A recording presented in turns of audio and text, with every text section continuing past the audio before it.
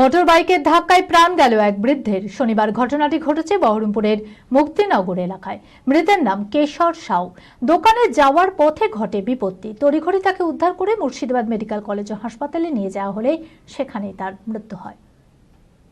মানসিক স্বাস্থ্যের জন্য সবার আগে যে নামটি মনে ভেসে ওঠে, সুস্থ মনের ঠিকানা মনোবীক্ষণ।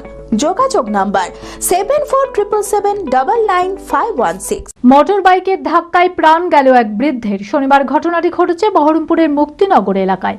ঘটনার পর থেকে তড়িঘড়ি তাকে উদ্ধার করে মুর্শিদাবাদ মেডিকেল কলেজ ও হাসপাতালে নিয়ে যাওয়া হলে সেখানেই তার মৃত্যু হয়। মৃতের নাম কেশর সাউ।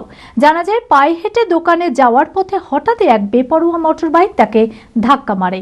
এরপরেই ঘটে বিপত্তি। ঘটনার পর থেকেই পলাতক বাইক চালক।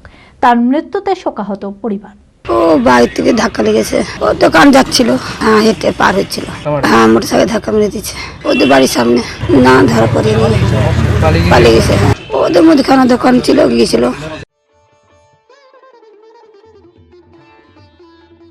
নমস্কার, একটি অত্যন্ত আনন্দের খবর।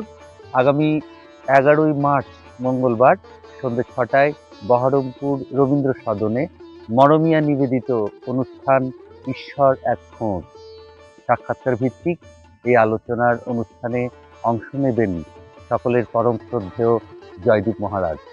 সেই সঙ্গে সেদিন সেতারের সুরমূর্ছনা সৃষ্টি করবেন শিল্পী দেবাশিস ধর। বহরমপুর শহরে রবীন্দ্র সদনে সেদিন সন্ধ্যে 6টায়। চলুন সকলে উপস্থিত হই ঈশ্বর এক খোঁজ জয়দীপ মহারাজের অনুষ্ঠানে।